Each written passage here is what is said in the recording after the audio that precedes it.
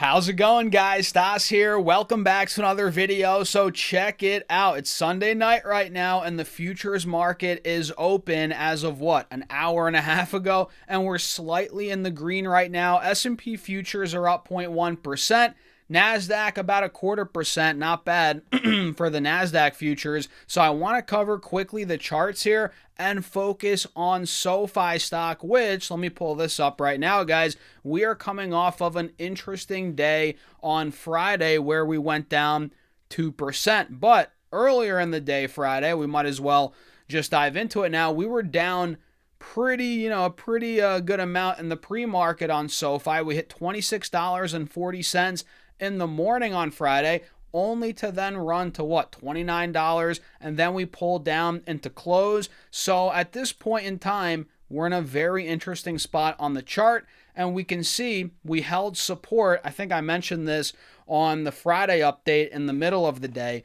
We can see we held support at 26.50 on the stock. We held that on Friday. We held that earlier in November. We held that in the middle end of October as well. So that's a good sign. The fact that we held that point, and notice this on the 5-day, 5-minute. We're noticing, or even on the intraday, you'll be able to see it. We're noticing a higher low was put in on the intraday. Look at this. So like I said, we hit 26.40 in the pre-market.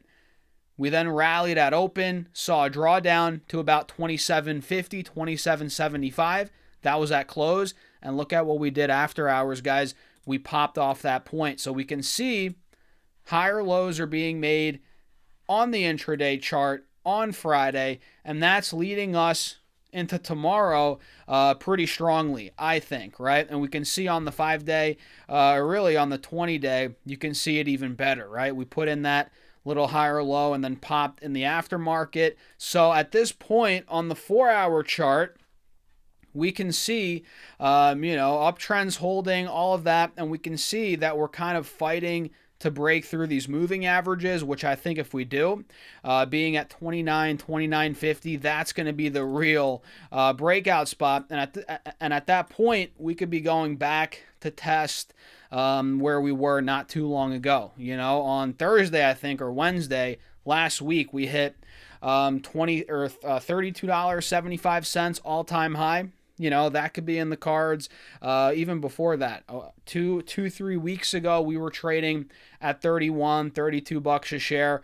So that's where we could be headed, guys. And it looks like, again, that strength into close on Friday, even though we had a red day, the strength into close looked good. And I think the fact that we held the mid-high 20s last week, very good sign for the bulls. So what do you guys think? Let me know in the comments. And again, we are seeing the futures push up, not too much, but slightly here. Now the S&P's up 0.12%. The S&P futures looking pretty decent, right? The Dow futures, where the heck are the Dow futures? Why aren't they here? Hold on, let me get them back. I think I might have erased them by accident. The Dow futures are actually down 0.1%. Let's pull these up, /YM, guys. That's what it is. The mini Dow futures, they're slightly down 40 points. But again, the S&P's up. NASDAQ futures are popping a little bit. So like I mentioned in the previous video, which you guys should go check it out, where we go over 5 stocks, 5 companies for this week, all of which are reporting earnings. We mentioned how we're in a wedge on SPY and QQQ. You can see it on the 4-hour chart, higher lows, lower highs, and on QQQ, same thing, right? So it's going to be big. And I have a feeling this week, we might be breaking out. Considering we have NVIDIA's earnings on Wednesday, I think there could be some hype into that. But wait for the direction. We're not fully breaking out yet, but if we do start pushing, I would say 612 on QQQ, anything above 615, that could be the spot where, all right, we're starting to break out. And on SPY, if I pull this up, same thing here. If we start pushing through 675, 680, breaking out of these moving averages, the wedge, we could be going higher. So I like the way we're setting up. We're seeing a little pullback. I've covered this before that I think the sell-off we were supposed to get in September, We're getting it now. Historically, stocks are very bad in September. We had a very good month this year. October was strong. So, I guess October was a little rocky to start, but then we ended off strong, and we were due. We were due for a pullback. We got the government shut down. It was longer than ever, and now that it reopened, there is a little uncertainty because of the lack of data we got. There were some reports we just didn't get in October, and I don't even know if we're gonna get those. So there is a little uncertainty, which is causing this sell-off. But I genuinely don't think it's gonna be a crash here. Sure, we could go a little lower, right? Maybe another couple percentage points, if that.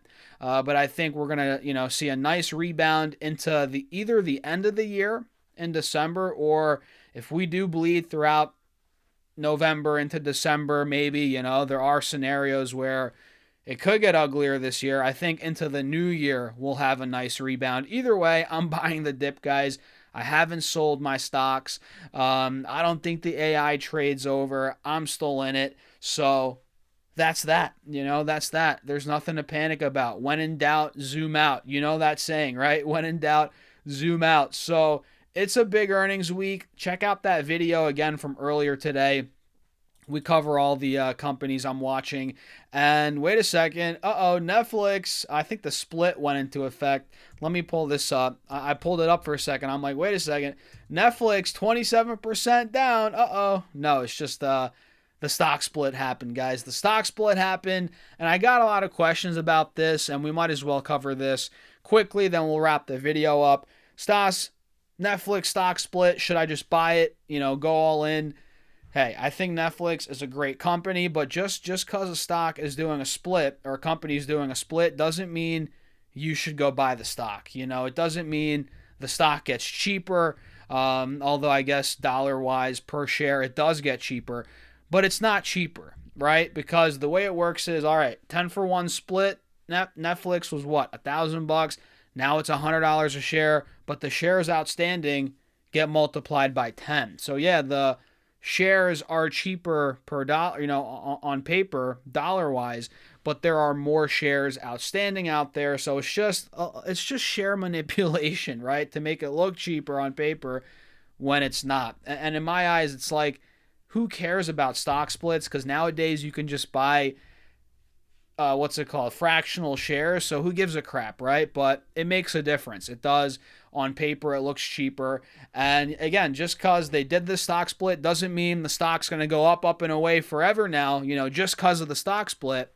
But it is something worth monitoring. And the stock is down. I mean, a good chunk from highs, about 20%. So who knows? Maybe it does go up now that they did the split, because Netflix is a great company, great solid company with fundamentals.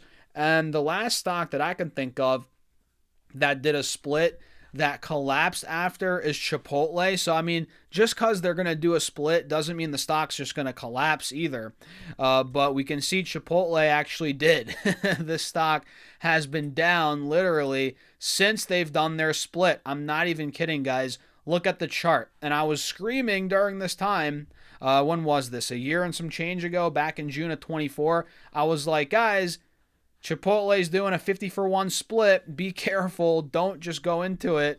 And it's literally been down since. And Chipotle at the time was actually arguably really, really overvalued. It was going up like crazy at the time. And now it's just, man, all those gains are gone. Imagine if you bought it after the split, you'd be down like 50 to 60%. Even if you bought it before the split, way before the split, I mean, look, it gave back all the gains. We're back to where we were 3 years ago, pretty much, on Chipotle. 2-3 years ago, at least. Not ideal. But yeah, stock splits are great, but it doesn't switch or change the value of the company. It stays the same. So don't fall for it. Don't just buy Netflix because of the split. If you didn't buy it before the split, why buy it now? That's kind of the way I look at it.